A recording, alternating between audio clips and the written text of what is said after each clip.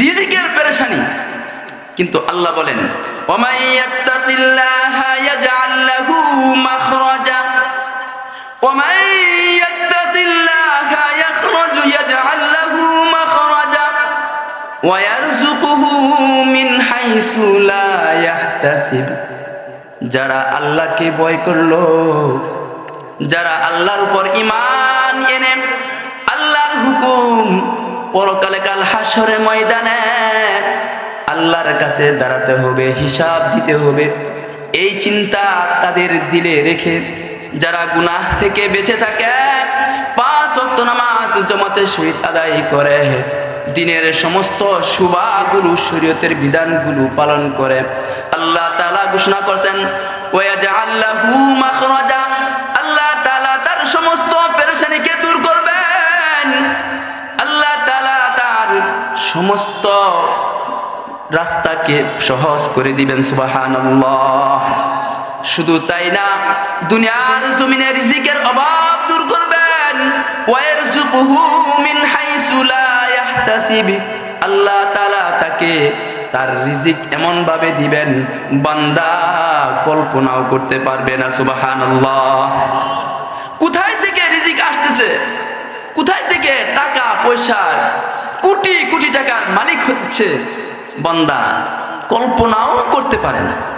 হ্যাঁ, আপনি খেতে খামারে 500 টাকা রোজে কাজ করে, 500 টাকা রোজে কাজ করে সারা বছর কাজ করলেন, মাসে 15,000। হ্যাঁ, মাসে 15,000, 10,000 টাকা পেলে বছরে 1,20,000। এই 1,20,000 টাকার ভিতরে আপনার সংসার খরচ, নিজের খরচ, যাতায়াত খরচ, অনেক কিছু পাওয়ার পর সর্বশেষ জিরো, কিছুই থাকে না। এই যে আপনি ঠেলা ব্যান কৃষিকাজ করতে করতে করতে করতে আপনার জীবনের শেষ মুহূর্ত পৌঁছে গেছেন, তবু কি কোটি কোটি টাকার স্বপ্ন আপনি দেখতে পারেন? বলেন না কেন? হ্যাঁ, আর যারা কোটি কোটি টাকার মালিক হয়েছে, আল্লাহ তাআলা তাদেরকে রিজিক কোথায় থেকে দিছে? এটা কি সে তার কষ্টের বিনিময়ে, চেষ্টার মাধ্যমে হয়েছে? এটা বলতে পারবে? হ্যাঁ, এটা আল্লাহর দান। কি? আল্লাহর দান। আল্লাহ তাআলা তাকে দান করছেন, সম্পদ দিয়ে তাকে পরীক্ষা করে, সম্পদ দিয়ে তাকে পরীক্ষা করে। বান্দা, আমি যে তাকে সম্পদ দিলাম, সম্পদ পেয়ে সে কি আমার শুকরিয়া আদায় করে না, আমার না শুকরিয়া আদায় করে। এই জন্য সম্পদ দিয়ে ছিনিয়েও নেয়, ঠিক কিনা? সম্পদ দিয়ে তাকে পরীক্ষা করে, সম্পদ বাড়ায়, আবার এই সম্পদ দিয়ে তাকে পরীক্ষা করে, সম্পদ ছিনিয়ে নেয়। রাহে মেরে মাসকান হাওয়ালিয়ে কাবা কি, রাহে মেরে মাসকান হাওয়ালিয়ে কাবা কি, बने मेरे मदफन दियारे मदीना, बलगन उला बिकमालिही कशफत दुजा बिजमालिही, हसनत जमीउ खिसालिही, सल्लू अलैहि व आलिहि। আলহামদুলিল্লাহ। জান্নাতের বাগান, কোরআন হাদিসের মজলিস, এর চেয়ে বড় দামি জায়গা পৃথিবীর জমিনে আর কোথায় পাবেন? এর চেয়ে বড় সুন্দর জায়গা, এর চেয়ে বড় দামি জায়গা পৃথিবীর জমিনে আরো আছে? হ্যাঁ, আল্লাহ তাআলা আসমান থেকে 4টা কিতাব নাজিল করেন, তাওরাত, জবুর, ইনজিল, কোরআন। 3টা কিতাব আল্লাহ তাআলা সরাসরি বান্ডেল করে নাজিল করছেন। আর এই 3টা কিতাবকে কিতাবুল্লাহ বলা হয়। একটা মাত্র কিতাব যাকে কালামুল্লাহ বলা হয়। কি বলে? কালামুল্লাহ বলা হয়। এই জন্য কোন বান্দা যদি কোরআনকে পেয়ে কোরআন পড়ে, কেমন যেন সে আল্লাহর সাথে কথা বলে। সুবহানাল্লাহ বিহামদিহি। তুমসা গুই হামদম গুই दम साज नहीं है, बाती तू है हरदम मगर आवाज नहीं है। আল্লাহর কোন বান্দা যদি কোরআন পড়ে কেমন যেন সে আল্লাহর সাথেই কথা বলে। সুবহানাল্লাহ বিহামদি। কোরআনের আরেকটা বৈশিষ্ট্য, আল্লাহ তাআলা আসমান থেকে অগণিত কিতাব নাজিল করছেন লিখিত আকারে বান্ডেল করে, কিন্তু একটা মাত্র কিতাব যাকে আল্লাহ তাআলা লিখিত আকারে নাজিল করে নাই, আল্লাহর দুস্ত আল্লাহর হাবিবের দিলের মধ্যে নাজিল করছেন। সুবহানাল্লাহ বিহামদি। এজন্য আল্লাহর হাবিব কোরআন পেয়ে কোরআনের আয়াত শুনে বারবার তেলাওয়াত করেন, বারবার তেলাওয়াত করেন। তিনার ভয় না জানি কোরআনের এই আয়াত তিনি ভুলে যান, তিনার ভিতরে ভয়, বারবার পড়ে আলহামদুলিল্লাহি রাব্বিল আলামিন আর রহমানির রহিম মালিকি ইয়াউমিদ্দিন কুল হুয়াল্লাহু আহাদ আল্লাহুস সামাদ লাম ইয়ালিদ ওয়া লাম ইউলাদ ওয়া লাম ইয়াকুল লাহু কুফুয়ান আহাদ।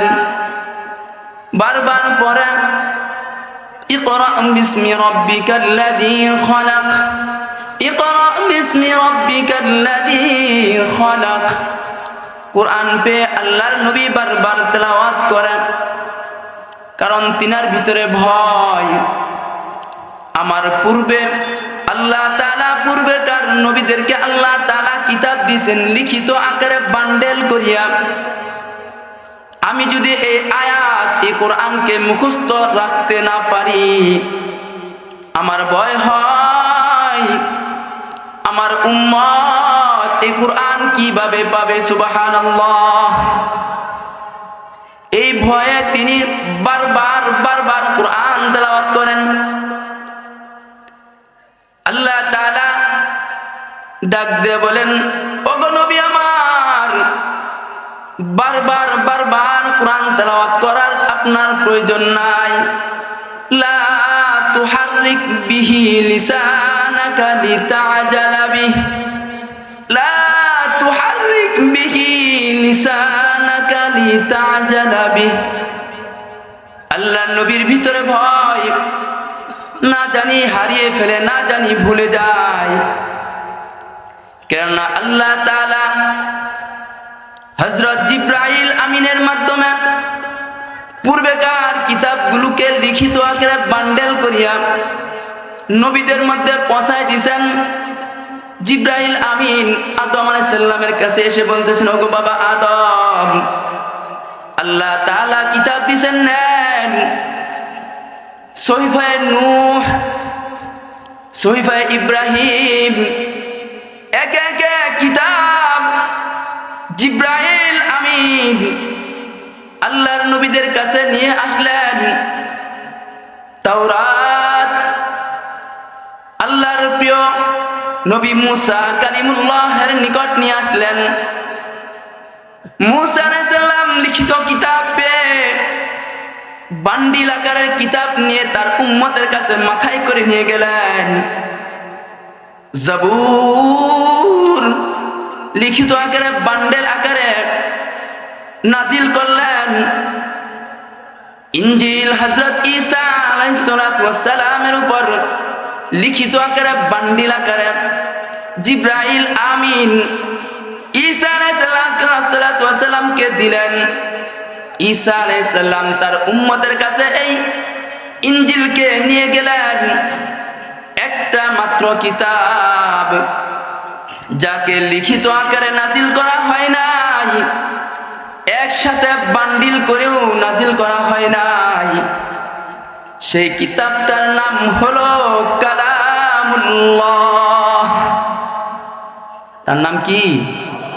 কালামুল্লাহ। আল্লাহর হাবিব মুহাম্মাদুর রাসূলুল্লাহ এই কালাম পে কোরআনের তিনি বারবার তেলাওয়াত করেন। আল্লাহ তাআলা ডাক দিয়ে বলেন, ওগো আমার হাবিব, আমি আপনার দিলে এই কোরআনকে লিখে দিয়েছি, আপনি এটাকে ভুলেও যাবেন না, হারিয়েও ফেলবেন না। এই কোরআন আপনি হারাবেন না, ভুলেও যাবেন না। কাজে এটা আপনার বারবার তেলাওয়াত করার প্রয়োজন নাই। লা তুহাররিক বিহি লিসানাকা লিতাজালা বিহি, কারণ আল্লাহ তাআলা এই কোরআনকে নাজিল করেছেন, এই কোরআনের হেফাজতের জিম্মাদার স্বয়ং আল্লাহ রব্বে কারীম। তিনি স্বয়ং তার হেফাজতের জিম্মাদার নিয়ে গেছেন। সুবহানাল্লাহ। জিম্মাদার কে নিছেন? আল্লাহ রাব্বুল আলামিন বলেন, ইন্না নাহনু নাযালনা যিকরা ওয়া ইন্না লাহু লাহাফিজুন। এই কোরআন আমি নাজিল করছি, এটাকে সংরক্ষণ করার হেফাজতের জিম্মাদার আমি স্বয়ং আল্লাহ রব্বে কারীমের। সুবহানাল্লাহ। আল্লাহ যে তার কোরআনকে, তার দ্বীনকে হেফাজত করবে, কিয়ামত পর্যন্ত হেফাজত করবে, তার একটা নমুনা হলো এই যে আপনাদের মির্জাকান্দি হাসানাতুল উলুম মাদ্রাসা, দারুল উলুম মাদ্রাসা, মির্জাকান্দি হাসানাতুল উলুম হাফিজিয়া মাদ্রাসা, এবং আপনার যে সামনে যে সুন্দর মসজিদ মির্জাকান্দি নূরে মসজিদ, নূরে মদিনা মসজিদ, এবং সারা পৃথিবীর জমিনে আল্লাহর কোরআন, আল্লাহর নবীর হাদিস, মসজিদ, মাদ্রাসা সারা পৃথিবীর জমিনে জিন্দা আছে, এবং সারা পৃথিবীর জমিনে দ্বীনের দাওয়াত, দ্বীনের কথা আকাশে বাতাসে ভেসে বেড়াচ্ছে। আওয়াজ, ধ্বনি, কালিমার ধ্বনি ভেসে বেড়াচ্ছে। এটাই হলো এই আল্লাহ তাআলা তার দ্বীনকে হেফাজত করার জিম্মাদার, এটাই প্রমাণ। ঠিক কিনা? হ্যাঁ, কিয়ামত পর্যন্ত এই দিন জিন্দা থাকবে। এই কোরআনকে বিলুপ্ত করার জন্য, দ্বীনকে ধ্বংস করার জন্য, দ্বীনের কথা, মসজিদ, মাদ্রাসা, উলামায়ে কেরাম সব কিছুকে বিলুপ্ত করার জন্য যুগে যুগে ষড়যন্ত্র করে এসেছে, চলন্ত এবং কিয়ামত পর্যন্ত বাকি থাকবে। আজও পর্যন্ত কি এই দ্বীনকে বিলুপ্ত করতে পারছে? হ্যাঁ, আবু জাহেল, উতবা, সাইবা, নমরুদ, ফেরাউন, কুখ্যাত সন্ত্রাসী বাহিনী একের পর এক তারা দ্বীনকে দুনিয়ার জমিন থেকে বিদায় করার জন্য, উৎখাত করার জন্য তারা ষড়যন্ত্র করে আসছে। এটাকে পৃথিবীর কোনো শক্তি নাই তাকে ধ্বংস করবে, পারবে? হ্যাঁ, পৃথিবীর কোনো শক্তি নাই এটাকে ধ্বংস করবে। আল্লাহ তাআলা বলেন, জা আল হাক্কু ওয়া যাহাকাল বাতিল ইন্নাল বাতিলা কানা যাহুকা। সত্য আসে, আর সত্য এসে গেছে, আর বাতিল দূরীভূত হয়ে গেছে। ইন্নাল বাতিলা কানা যাহুকা, নিশ্চয়ই বাতিল ধ্বংস হবেই হবে, এটা আল্লাহর ওয়াদা। ঠিক কিনা বলেন? আল্লাহ তাআলা এই যে আমাদের সুন্দর একটি নিজাম, জান্নাতের বাগান, কোরআন হাদিসের মজলিস আমরা যে পেলাম, এটা কাল হাসরের ময়দানে নাজাতের জন্য সবচেয়ে বড় জরিয়া। ঠিক কিনা বলেন? হ্যাঁ, জান্নাতের বাগান, কোরআন হাদিসের মজলিস, এটা আমার আপনার নাজাতের জন্য কাল হাসরের ময়দানে, বিচারের আদালতে আমার আপনার পক্ষে আল্লাহর সামনে সুপারিশ করবে, নাজাতের জরিয়া হবে। আফসোস, আফসোস, আজকে এই জাতি নাজাতের বাহানা যে খুঁজে নিবে এটাও তারা রাজি না। ঠিক কিনা বলেন? হ্যাঁ, যদি আজকে নাটক মঞ্চের আয়োজন হতো, তাহলে ভলান্টিয়ার দিয়েও ভিড় সরানো যায় না। আল্লাহর নির্দেশ, আল্লাহ তাআলা আমাকে আপনাকে সৃষ্টি করছেন কিসের জন্য? আল্লাহর নির্দেশ, আল্লাহর হুকুম, আল্লাহর হুকুম পালন করার জন্য। যদি কোনো বান্দা বান্দি আল্লাহর নির্দেশকে পালন করতে পারে, আল্লাহর বন্দেগী করতে পারে, আল্লাহ তাআলার ওয়াদা তাকে জান্নাতুল ফেরদাউস নসিব করবেন। সুবহানাল্লাহ। তাকে জান্নাতুল ফেরদাউসের উত্তরাধিকারী দান করবেন। শুধু তাই না, আল্লাহ বলেন ফামান যুহজিহা আনিন নারি ওয়া উদখিলাল জান্নাতা ফাকাদ ফাজ। ফামান যুহজিহা আনিন নারি ওয়া উদখিলাল জান্নাতা ফাকাদ ফাজ। আল্লাহ তাআলা যাকে জাহান্নাম থেকে বাঁচিয়ে জান্নাতের ফয়সালা করবেন, তার জন্য সবচেয়ে বড় সফলতা। সুবহানাল্লাহ। দুনিয়ার সফলতা আল্লাহ তাআলা, জান্নাতের সফলতা পরকালে হিসাবের মাধ্যমে বিনা হিসাবে দিবেন জান্নাত। আবার দুনিয়ার সফলতাও আপনাকে আমাকে আল্লাহ তাআলা ঘোষণা দিয়েছেন, যদি কোনো বান্দা বান্দি আমার হুকুমকে যথারীতি পালন করতে পারে, আমি আল্লাহ রব্বুল আলামিন তার জিম্মাদার হয়ে গেলাম। সুবহানাল্লাহ। এই জন্য ইমানের পরে সর্বপ্রথম বিধান হলো নামাজ। আউয়ালু মা ইউহাসাবু বিহিল আবদু ইয়াউমাল কিয়ামাতি মিন আমালিহি সালাতাহ। আউয়ালু মা ইউহাসাবু বিহিল আবদু ইয়াউমাল কিয়ামাতি মিন আমালিহি সালাতাহ। কাল হাসরের ময়দানে সর্বপ্রথম যার হিসাব নেওয়া হবে আল্লাহর আমল সমূহের মধ্যে, তার প্রথম নাম্বার হলো নামাজ। কি? নামাজ।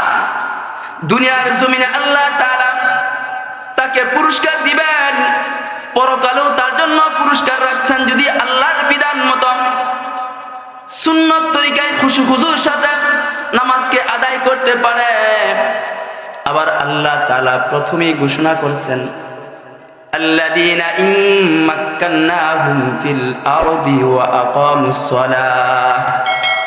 আল্লাযীনা ইম্মাক্কান্নাহুম ফিল আরদি, আমি যাদেরকে দুনিয়ার জমিনে প্রতিনিধিত্ব দিলাম, রাজত্ব দিলাম, ক্ষমতা দিলাম, তারা যেন সর্বপ্রথম নামাজকে প্রতিষ্ঠা করে। সুবহানাল্লাহ।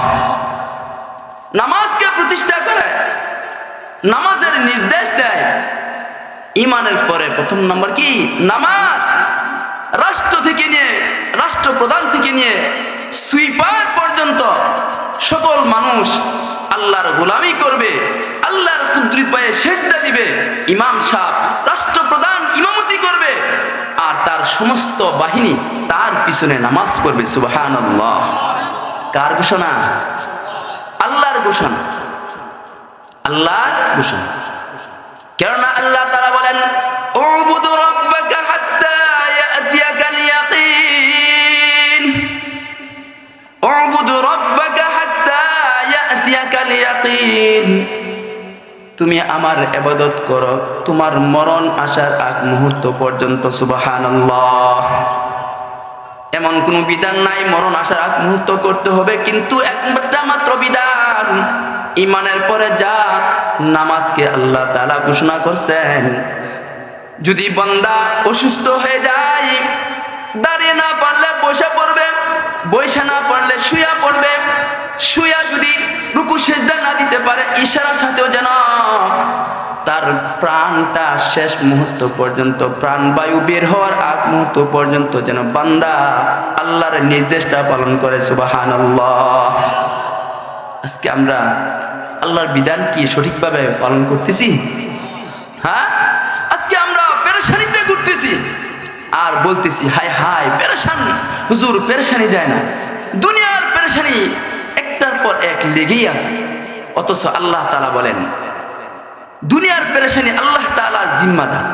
দুনিয়ার পেরেশানি দূর করার জিম্মাদার কে? আল্লাহ।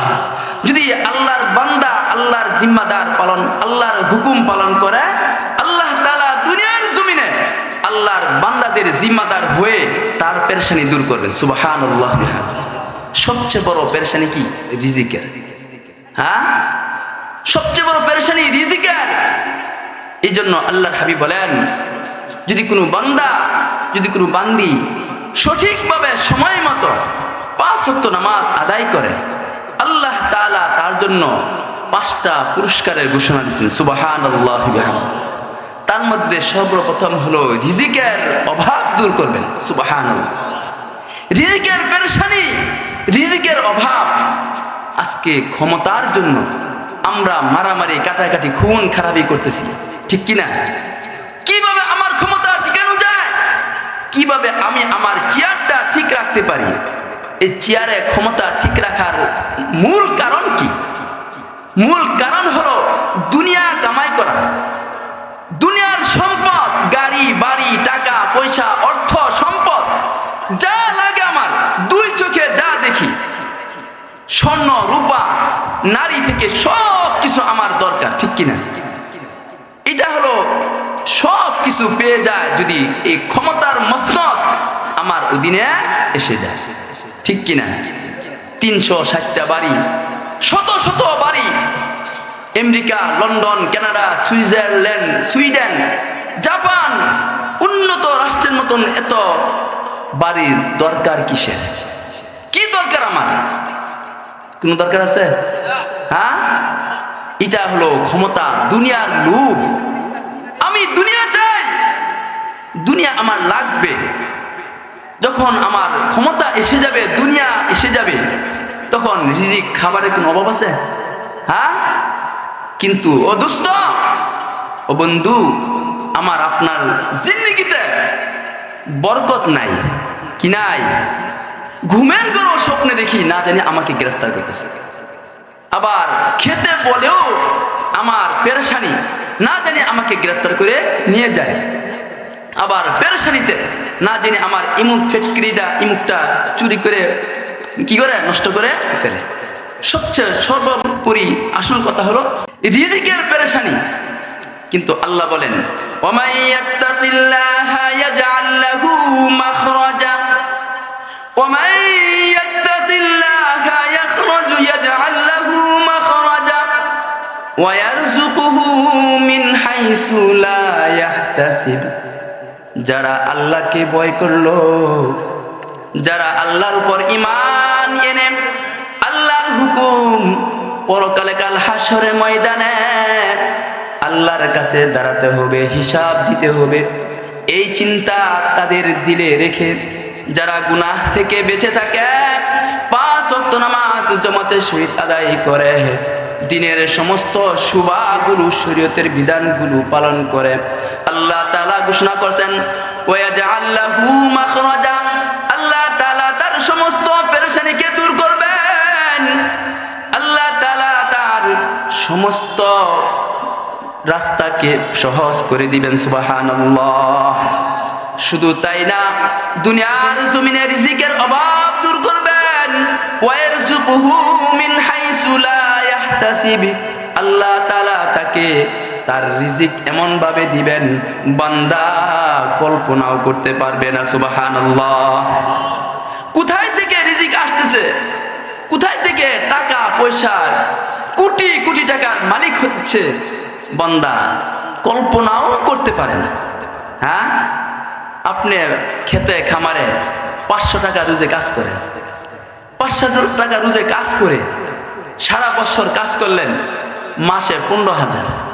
হ্যাঁ, মাসে 15,000, 10,000 টাকা পেলে বছরে 1,20,000। এই 1,20,000 টাকার ভিতরে আপনার সংসার খরচ, নিজের খরচ, যাতায়াত খরচ, অনেক কিছু পাওয়ার পর সর্বশেষ জিরো, কিছুই থাকে না। এই যে আপনি ঠেলা ব্যান কৃষিকাজ করতে করতে করতে করতে আপনার জীবনের শেষ মুহূর্ত পৌঁছে গেছেন, তবু কি কোটি কোটি টাকার স্বপ্ন আপনি দেখতে পারেন? বলেন না কেন? হ্যাঁ, আর যারা কোটি কোটি টাকার মালিক হয়েছে, আল্লাহ তাআলা তাদেরকে রিজিক কোথায় থেকে দিছে? এটা কি সে তার কষ্টের বিনিময়ে, চেষ্টার মাধ্যমে হয়েছে, এটা বলতে পারবে? হ্যাঁ, এটা আল্লাহর দান। কি? আল্লাহর দান। আল্লাহ তাআলা তাকে দান করছেন, সম্পদ দিয়ে তাকে পরীক্ষা করে, সম্পদ দিয়ে তাকে পরীক্ষা করে, বান্দা আমি যে তাকে সম্পদ দিলাম, সম্পদ পেয়ে সে কি আমার শুকরিয়া আদায় করে না, আমার না শুকরিয়া আদায় করে। এই জন্য সম্পদ দিয়ে ছিনিয়েও নেয়, ঠিক কিনা? সম্পদ দিয়ে তাকে পরীক্ষা করে সম্পদ বাড়ায়, আবার এই সম্পদ দিয়ে তাকে পরীক্ষা করে সম্পদ ছিনিয়ে নেয়। কাজী সম্পদ এটা আমার কোনো চেষ্টার দ্বারা হয় না, কিন্তু আল্লাহ তাআলা যাকে দেয়, অমাই ইয়ারযুকু মিন হাইসু লা ইয়াহতাসিব, বান্দা কল্পনাও করতে পারে না, টেরও পায় না সম্পদ কিভাবে রাতারাতি এত এত সম্পদ হয়ে যায়। এক নম্বর, রিজিকের অভাব দূর করুন। আল্লাহ তাআলা বান্দার রিজিকের অভাব দূর করবেন, পেরেশানি দূর করবেন। নামাজের মধ্যে আল্লাহ তাআলা তার রিজিকের ফয়সালা করে দেন। সুবহানাল্লাহ। ও দোস্ত, বন্ধু আমার, যদিও আমি দেখতেছি নামাজ পড়তেছি, আমার টাকা আসে না, নামাজ পড়ি, রোজা রাখি, হজ করি, শরীয়তের বিধিবিধানগুলো সঠিকভাবে আদায় করতেছি, কিন্তু দুনিয়াদারের মতন আমার রাশি রাশি কোটি কোটি টাকার সম্পদ হতেছে না। কিন্তু আমার আপনার দিলে একটা সুন্দর একটা তাকওয়া, একটা নির্ভয় আছে, সেটা হলো আল্লাহ তাআলা আমাকে আল্লাহর দেওয়া সেই রিজিকের অভাব আমার থেকে দূর করে দিচ্ছেন। দ্বিতীয়ত, আমার থেকে পেরেশানি দূর করে দিয়েছেন। সুবহানাল্লাহ। আমার থেকে পেরেশানি দূর করেন। যদিও আমরা নামাজ পড়তেছি কিন্তু রিজিক আসতেছে না মনে করতেছি, কিন্তু আল্লাহ তাআলা আমাদের জন্য কিছু বাজেট পরকালের জন্য রেখে দিচ্ছে। বুঝতে হবে, যদি মনে করেন যে এত আল্লাহকে ডাকি, নামাজ পড়ি, রোজা রাখি, সব কিছু করি, কিন্তু যে নামাজ পড়ে না এক ওয়াক্ত, রোজা রাখে না একটাও, যাকাত দেয় না, হজ করে না, কিন্তু তার তো সম্পদের অভাব নাই, দুনিয়ার সম্পদ তার এইভাবে সম্পদের অভাব নাই।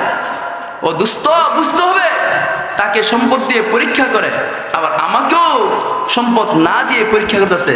কাল হাসর ময়দানে আমাকে বিনা হিসেবে জান্নাত দিয়ে জান্নাতের উঁচু মাকাম দান করবেন। সুবহানাল্লাহ বিহামদিহি।